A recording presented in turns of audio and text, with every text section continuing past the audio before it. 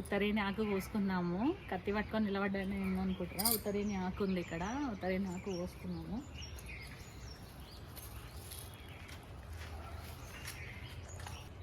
ఇది బుడగోసి పండ్లు అంటారు. ఇది బుడగోసి పండ్లు అంటారు తెలుసా. అవి మంచిగా ఉన్నది కొట్టుకుంటాను. ఎడికా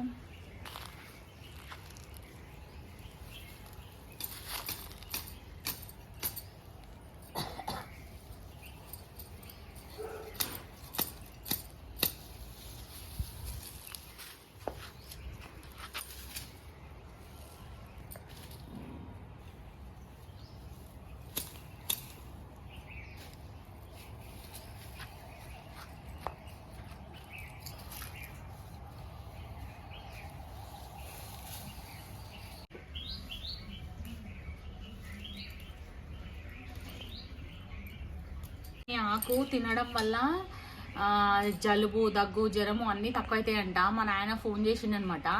అందుకని చెప్పేసి మా ఇంటి పక్కకే ఉంది కదా అని అంతా తెంపుకొచ్చి ఇది ఇప్పుడు పెసరపప్పు వేసి పప్పు చేస్తున్నా నేను. నాకు నీరసం ఇంకా తక్కువ అయితే లేదు, ఆయాసము నీరసము ఎక్కువ అనిపిస్తుంది. చాలా మందికి తెలుసు ఉత్తరేని. ఇవి కూడా ఇట్లా పట్టుకుంటాయి అనమాట, ఇట్లా గుచ్చుకపోతాయి. పొలం గట్ల మీద అక్కడిక్కడ చూసే ఉంటారు మీరు, చూస్తున్నారు కదా. బాగా నానబెట్టి కడగాలి, ఎందుకంటే దుమ్ము ధూళి చాలా ఉంటుంది. చలికాలం ఆకుకూరలు జాగ్రత్తగా చేసుకోవాలన్నమాట. ఇదైతే ఒక 5-6 సార్లు కడిగిన నేను. దొడ్డు పేసి నానబెట్టిన, మంచి నానబెట్టి కడిగి ఇదంతా చేసేసరికి నాకు 1 అవర్ టైం పట్టింది.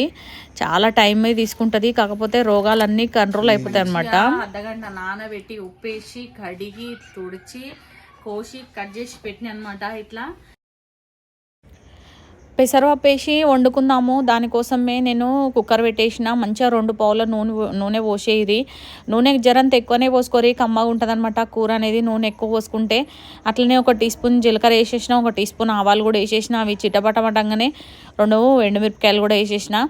పెసరపప్పుతోటే కాదు, కందిపప్పుతోటి కూడా చేసుకోవచ్చు. నాకెందుకో పెసరపప్పుతోటే తినాలనిపించింది. అందుకనే అర్ధగంట క్రితమే అద్దపావు పెసరపప్పు నానబెట్టి పెట్టేసిన. మీరు కావాలంటే 2 కలిపి కూడా వాడుకోవచ్చు. ఇక్కడ ఒక 5-6 వెల్లుల్లి రెబ్బలు కూడా నలగొట్టి వేసేసిన. ఇది కొంచెము ఫ్రై కావాలన్నమాట. ఫ్రై అయితే టేస్ట్ అనేది మంచిగా ఉంటుంది. పప్పు మొత్తం ఉడకబెట్టి కూడా చాలామంది పోపు పెట్టుకుంటారు. అట్లా చేసే కన్నా ఇట్లా ఒకసారి చెయ్యిరి, మస్తు కమ్మగా ఉంటుంది అబ్బా ఈ పప్పు అనేది. అసలు ఈ ఉత్తరేని ఆకు ఇప్పుడెందుకు వండుతున్నా అంటే నాకు బాగా జలుబైంది, దగ్గు కూడా వచ్చింది, జ్వరం వచ్చిందనమాట ఒక వారం 10 రోజులు. అందుకే వీడియోస్ మధ్యలో పెట్టలేదు.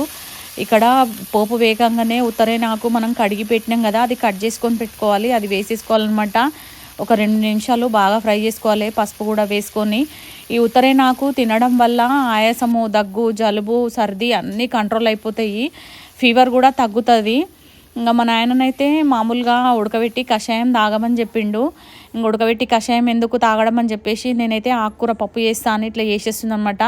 ఒక 4 టమాటాలు, ఒక 2-3 చింతపండు రెబ్బలు కూడా వేసేసుకొని ఇవన్నీ కూడా మంచిగా ఇంకో 2 నిమిషాలు ఫ్రై చేసుకోవాలి. మరీ ఎక్కువ ఫ్రై చేసుకోవాల్సిన అవసరం లేదు. ఇంట్లోనే ఉప్పు కారం కూడా వేసేసుకోవాలి తగినంత. నేను 1 స్పూన్ ఉప్పు, 2 స్పూన్ల కారం వేసిస్తున్నా. కొంచెం కారం ఎక్కువనే తినాలనిపిస్తుంది నాకు, ఎందుకంటే బీపీ డౌన్ అయిపోయింది నాకు. అందుకని చెప్పేసి ఉప్పు కారం సమానంగానే వేస్తున్నాను అనమాట. పెసరపప్పు నానబెట్టి పెట్టేసిన నేను అర్ధగంట క్రితమే. అది కూడా వేసేసుకొని మళ్ళీ ఒక 2 నిమిషాలు ఫ్రై చేసుకోవాలి. ఈ ఉత్తరేని పుల్లలు కూడా పళ్ళు బాగా నొప్పులు ఉన్న వాళ్ళు తోముతుంటారు అనమాట. మీకు ఐడియా ఉండొచ్చు, చాలామందికి తెలుసు. ఉత్తరేని పుల్లలు కూడా పలగారలాగా ఇట్లా పళ్ళు తోముతుంటారు, పండ్లు గట్టిగా అయిపోతాయి అన్నట్టు. నానబెట్టిన పెసరపప్పు కూడా ఇట్లా వేసేసుకొని మంచి ఇంకో 2 నిమిషాలు ఫ్రై చేసుకోవాలి. ఫ్రై చేసుకున్నాక తగినంత ఎసరు పోసేసుకొని ఒక 5 విజిల్లు పెట్టేసేయాలన్నమాట. ఈ ఆకు అనేది జర ముదురుగుంది, అందుకని చెప్పేసి నేను ఒక 5 విజిల్స్ పెట్టిన. పప్పు అనేది మెత్తగా ఉడకాలి, అట్లనే ఆకు కూడా ఉడికిపోవాలని చెప్పేసి.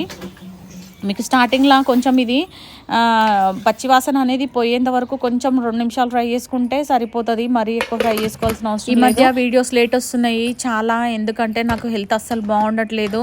మీరందరూ కూడా ఏమనుకోవద్దు, సారీ ఫర్ దట్. ఎందుకంటే వీడియోస్ లేట్ రావడం వల్ల కొంచెము నాకు ఇబ్బంది కూడా అవుతుంది. అస్సలు చేయలేకపోతున్న వీడియోస్, ఏమనుకోవద్దు ఎవ్వరు కూడా. నేను అన్ని కంటెంట్ తోటి మంచి వీడియోస్ చేయాలనే ప్రయత్నం చేస్తున్నా. ఇప్పుడు ఈ ఉత్తరేని ఆకు పప్పు కూడా మీరు కూడా చేసుకొని తినుర్రి, హెల్త్కి చాలా మంచిది. అట్లయితుంది ఇట్లయితుంది అని ఏం అనుకోవద్దు, ఎందుకంటే ఇది నేను చాలాసార్లు వండుకొని తిన్నా. 5 విజిల్స్ తర్వాత పప్పు అయితే ఇట్లా రెడీ అయిపోయింది అనమాట. మెత్తగా ఉడికిపోయింది ఆకు పప్పు అంతా కూడా. స్మెల్ కూడా చాలా మంచిగా వస్తుంది. చూస్తున్నారు కదా, పప్పు అయితే రెడీ అయిపోయింది. కొంచెం నేను గంటెతోటే ఎనుపుకున్నా. ఇక్కడ నేను తినడానికైతే రెడీగా అన్నం పెట్టేసుకున్నాను అనమాట. ఉత్తరేణి ఆకు పప్పు రెడీ అయిపోయింది. మీరు కూడా ఒకసారి ఇట్లా ట్రై చేయరబ్బా, చాలా కమ్మగా ఉంటుంది. ఇలా కొంచెము ఉప్పు కారాలు అనేవి దండిగా వేసుకొని చింతపండు వేయడం వల్ల పుల్ల పుల్లగా కమ్మగా టేస్ట్ అనేది మస్తు ఉంటుంది. నేనైతే ఇక్కడ తినేస్తున్నా ఉత్తరేణి ఆకుతోటి పప్పు అయితే. Thanks for watching. ఈ వీడియో నచ్చితే ఒక లైక్ కొట్టేసేరి, అందరికీ షేర్ చేయరబ్బా, సబ్స్క్రైబ్ చేసుకోరి. Thanks for watching, bye.